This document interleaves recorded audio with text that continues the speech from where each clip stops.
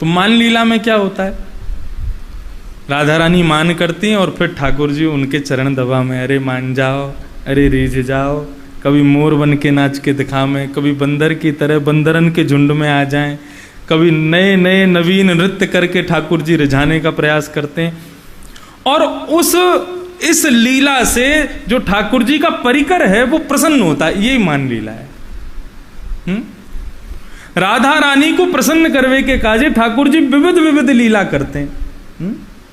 ललित गति विलास वल्गुहास प्रणय निरीक्षण कल्पितो रुमाना।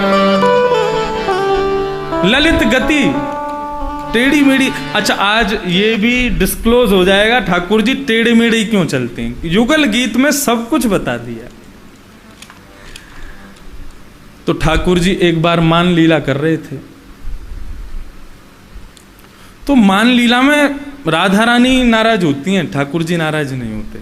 हमारे लाल जी तो सदैव प्रसन्न हासारुणलो चलोल्लसत, हमेशा हंसते ही रहे बेचारे। उनको कभी पिताजी महाराज कहते हैं ना, कृष्ण से सीखना है तो क्या सीखो, जन्म से लेकर के अपनी लीला संवरण पर्यंत इतने विपदाएं आई, लेकिन कभी नहीं लिखा कि ठाकुर जी रोए होंगे, ठाकुर जी दुखी भये होंगे, ठाकुर जी सिर पे हाथ धर के बैठे हों, भैया जी का है वो। हर स्थिति में प्रसन्न रहे हैं। हाँ, जब ब्रजवासियों से दूर गए, जब अब प्रेम की बात में तो रोना कोई कष्ट में थोड़ी रो रहे हैं, वो तो प्रेम के वियोग में रोना, उसको कष्ट का योग रोना नहीं कहते। ठाकुर जी कभी नहीं रोते, हमेशा हंसते रहते हैं। आज जैसे ही मधुबन में पहुंचे हैं तो लाडली जी बोली, सुनो श्याम जी। बोले बोलो। हमेशा जो है का है हम ही नाराज हो में, हम ही मान करें, आप हमको मनाए करो, आप भी तो कभी मान करो। ठाकुर जी बोले देख लो, सोच लो, हमने मान कर लियो तो। बोले ना, हमें अच्छा ना लगे, आप ही हमारे चरणन में बैठे रहो, आप सेवा कुंज का दर्शन करें। कैसा स्वरूप है वहां ठाकुर जी, चित्रपट का स्वरूप है। ठाकुर जी चरण दबा रहे हैं लाडली जी के। बोले हमें अच्छा ना लगे, आप ही हमें मनाते रहो, कभी हमें तो अवसर दो, हम भी तो आपको मनावे। ठाकुर जी बोले हमें अच्छा ना लगेगा, आप नीचे बैठोगी और आप ही मान करो, आप पे जचे है वो, हम पे ना जचे वो। नहीं नहीं, आज तो आपको मान करना ही पड़ेगा। ठाकुर जी बोले तो कर लें फिर हम मान। बोले करो। अब तो महाराज वैसे ही बटुआ सो मोह ठाकुर जी को मोह फुला के और बैठ गए, मान कर रहे हैं, नाराज है गए राधा रानी से। अब किशोरी जी महाराज सुंदर श्रृंगार करके आवे, कभी ठाकुर जी को कैसे मनावे, कभी कछु करें, कभी पकवान बनावे, कभी माखन मिश्री लावे, नए नए प्रकार से ठाकुर जी को रिझावे को प्रयास करें, ना माने। बोले इन्हीं की तरह करो, ये जैसे बंदर और मोरन की तरह उछल कूद मचावे, तुम भी वैसे ही करो। राधा रानी बोली ठीक है करेंगे। आज राधा रानी भी मयूर की तरह नृत्य कर रही हैं, बंदरन की तरह डालन पे घूम रही हैं। हे श्याम सुंदर मान जाओ। एक दिन बीत गयो, 2 दिन बीत गयो, 3 दिन बीत गए, 4 दिन बीत गए। अब लीला होती है और परिकर देखता है। अब परिकर सब दुखी बैठे हैं, बोले ठाकुर जी मान ही ना रहे। राधा रानी तो चिंतित हो गए। ऐसे मान में गए ठाकुर जी और चिंता में अब रुदन प्रारंभ हो गया। चरण पकड़ लिए, बोले श्याम सुंदर मान जाओ ना, तुम यदि रूठ जाओगे तो कैसे जिएंगे हम। ब्रजमंडल की समस्त गोपांगनाएं चरणों में बैठी हैं, हमें क्षमा कर दो, कभी नहीं कहेंगे कि तुम मान करो, लेकिन आज मान जाओ कैसे भी। लेकिन ठाकुर जी नहीं माने। अब तो वैसी स्थिति पूरे ब्रजमंडल की हो गई, प्रत्येक ब्रजवासी रुदन कर रहा है कि ठाकुर जी रूठ गए। और कैसे है गए, सुबह के जामे घर में और शाम तक आम ही ना। ब्रजवासी सब गेट पे खड़े हैं, सबरे ठाड़े हैं, बोले लाला आजा गैया चरावे चलेंगे, अरे लाला आजा कंडुक क्रीड़ा करवे चलेंगे। लेकिन ठाकुर जी आम ही नहीं, मान करके बैठे। राधा रानी पूरे वन में विचरण कर रही हैं, जादू करके जादू करके ओ पिया कित गयो जादू करके। नंद नंदन पिया कपट झुकी निकल गयो निकल गयो निकल गयो छल करके। पूरा ना गाएंगे, ये पद जल्दी ही प्रस्तुत होगा सबके पास। बहुत सुंदर भाव है श्री मीराबाई का।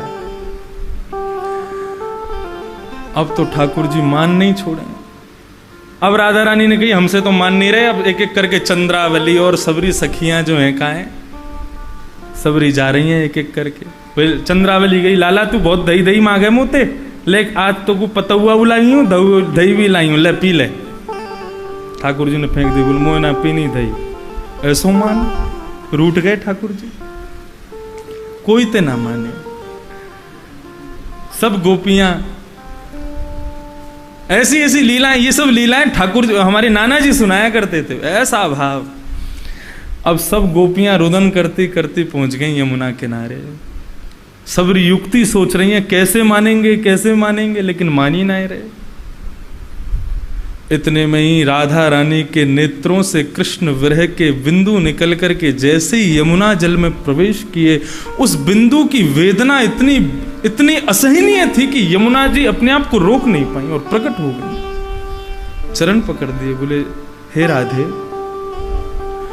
आपको कष्ट कौन ने दिया? आपको कष्ट, आप क्यों रो रही हैं? आपके नेत्रों में अश्रु बिंदु, ये बिंदु यमुना में, मतलब ऐसा भाव बताते थे नाना जी कि बिंदु गिरते ही यमुना जी का उतना क्षेत्र सूख गया,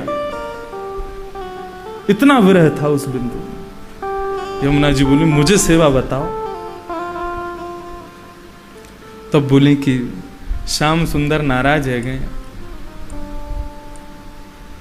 मान ही नहीं रहे। यमुना जी बोली ये बड़े तुमसे नाटक करें और बड़ो अपने रूप को बहुत इनको गुमान है, क्यों दिखे, रुक जाओ मैं बताऊं इनको। सब सखियन ते बोली सुनो, नंद भवन जाओ और या कन्हैया के सबरे वस्त्रन को उठा लाओ, या कुछ जितनो श्रृंगार है सब लिया। सखी गई, जाके नंद भवन से ठाकुर जी के वस्त्र मुकुट टिपारा जो जो ठाकुर जी पहनते हैं सब लेके आ गए। और यमुना जी ने कही अब मेरो श्रृंगार करो।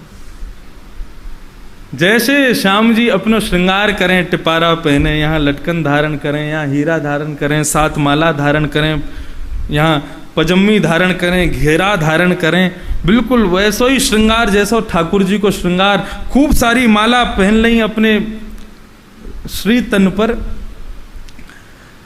और जैसे ही नेत्रों में काजल लगा करके, होठों पर लालिमा धरा करके और बंशी हाथ में लेकर के श्री यमुना जी श्री राधा रानी के सामने आई, तो राधा रानी बोली लाल जी आप मान गए, अब तो नाराज ना हो ना।